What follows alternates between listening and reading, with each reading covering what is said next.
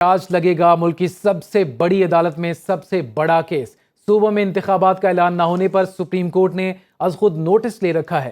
Chief justice Umar Ata Bandial کی سربراہی میں 9 رکنی لارجر بینچ سماعت کرے گا۔ کیس کی سماعت آج دوپہر 2 بجے ہوگی۔ سپریم کورٹ از خود نوٹس میں 3 سوالات پر بحث کرے گی۔ پہلا سوال، اسمبلی تحلیل ہونے پر الیکشن کی تاریخ دینا کس کی ذمہ داری ہے؟ دوسرا سوال، انتخابات کی تاریخ دینے کا آئینی اختیار کب اور کیسے استعمال کرنا ہے؟ تیسرا سوال، عام انتخابات کے حوالے سے وفاق اور صوبوں کی ذمہ داری کیا ہے؟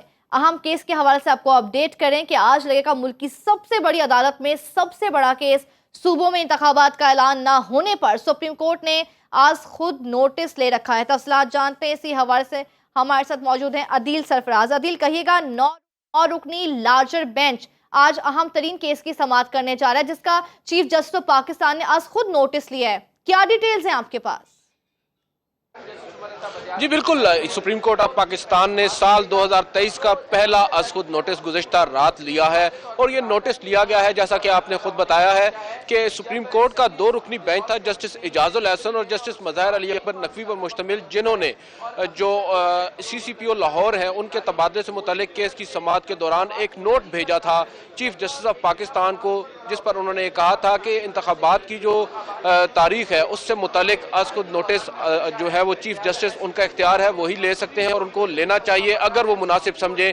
اس پر گزشتہ رات چیف جسٹس آف پاکستان نے ایک 3 سے 4 صفحات پر مشتمل ایک نوٹ جاری کیا، جس میں انہوں نے یہ بتایا کہ از خود نوٹس لیا جا رہا ہے، آئین کے آرٹیکل 184(3) کو انووک کیا جا رہا ہے، اور اس نوٹس کے بعد اب سپریم کورٹ آف پاکستان نے ایک 9 رکنی لارجر بینچ تشکیل دیا ہے، جو اب سے کچھ دیر کے بعد کمرہ عدالت نمبر 1 میں چیف جسٹس کی سربراہی میں سماعت کرے گا۔ اہم بات یہ ہے کہ اس جو از خود نوٹس کے لیے لارجر بینچ تشکیل دیا گیا ہے، اس میں 2 جو سینئر ترین ججز ہیں وہ شامل نہیں ہیں۔ بہرحال 9 ججز ہیں، اور ان 9 ججز کے نام جیسا کہ آپ خود بتا رہے ہیں، جسٹس اعجاز الحسن، جسٹس منصور علی شاہ، جسٹس یحییٰ آفریدی، جسٹس منیب اختر اور جسٹس مظاہر نقوی سمیت کچھ دیگر ججز ہیں جو اس بینچ میں شامل ہوں گے، اور اٹارنی جنرل آف پاکستان کو ایک نوٹس بھی جاری کر دیا ہے وفاق کی جانب سے، وہ بھی آج یہاں پر پیش ہوں گے۔ کچھ لوگوں کی جانب سے یہ بھی دعویٰ کیا جا رہا ہے کہ شاید حکومت کی جانب سے اعتراض اٹھایا جائے گا۔ جو معزز ممبران ہیں 9 رکنی لارجر بینچ کے، ان میں سے 2 کم از کم جو معزز ممبران ہیں ان پر، جن کے حوالے سے گزشتہ روز جو وزیر اعظم پاکستان ہیں انہوں نے بھی اپنی پریس کانفرنس میں ذکر کیا، اور مختلف وفاقی وزراء بھی اس حوالے سے ذکر کر چکے ہیں۔ بہرحال آج کی سماعت میں معلوم ہوگا کہ اب حکومت کیا موقف اپناتی ہے۔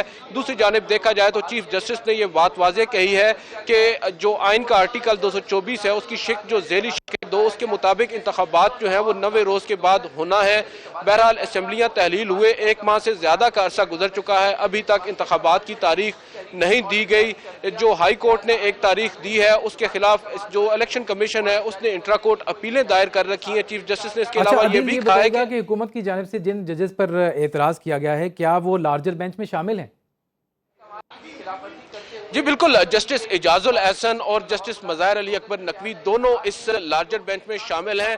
جو قانونی ماہرین ہیں ان کے مطابق ان کو شامل اس وجہ سے کیا گیا ہے اس بینچ کے اندر کیونکہ جو بنیادی طور پر از خود نوٹس لیا گیا ہے وہ انہی 2 معزز ججز کے اس نوٹ پر لیا گیا ہے جو انہوں نے ڈوگر کیس میں چیف جسٹس کو بھیجا تھا، جس میں انہوں نے ریکویسٹ کی تھی چیف جسٹس سے کہ وہ اس معاملے پر از خود نوٹس لیں۔ اس وجہ سے یہ ایک روایت ہے کہ جو ججز نوٹ بھیجتے ہیں از خود نوٹس کے لیے چیف جسٹس کو، اب جب اگر بینچ تشکیل دیا جاتا ہے تو ان 2 معزز ججز کو یا اس ایک جج کو جو نوٹ بھیجتا ہے اس کو اس بینچ میں ضرور شامل کیا جاتا ہے۔ یہی صورتحال اس کیس میں بھی نظر آ رہی ہے۔ ادروائز اب حکومت جو ہے وہ اس معاملے پر کیا صرف پریس کانفرنس کی حد تک اعتراض کرتی ہے یا پھر کمرہ عدالت کے اندر بھی آج وہ ان معزز ججز پر اعتراض اٹھاتے ہیں، یہ اب کچھ دیر کے بعد ہی معلوم ہوگا۔ لیکن ایک بات تو واضح ہے کہ حکومت نے بات واضح کر دی ہے کہ ان کو 2 ججز جو ہیں ان پر اعتراض ہے۔ چیف جسٹس بھی یہاں پر حکومت کی جانب سے مختلف جو بیانات ہیں ان کا حوالہ انہوں نے اپنے گزشتہ روز کے اس نوٹ میں دیا ہے، جس میں انہوں نے کہا ہے کہ صدر مملکت نے جب تاریخ کا اعلان کیا، 9 اپریل کی تاریخ دی کہ انتخابات 9 اپریل کو ہوں گے، تو کچھ وفاقی وزراء نے ان کے اس جو فیصلہ ہے یا ان کا جو اختیار انہوں نے استعمال کیا ہے اس کو غیر آئینی قرار دیا اور اس کو درست تسلیم نہیں کیا، تو اس بات سے اندازہ لگایا جا سکتا ہے۔ عدیل سرفراز، آپ نے ہمیں اپڈیٹ کیا، آپ کا بہت شکریہ۔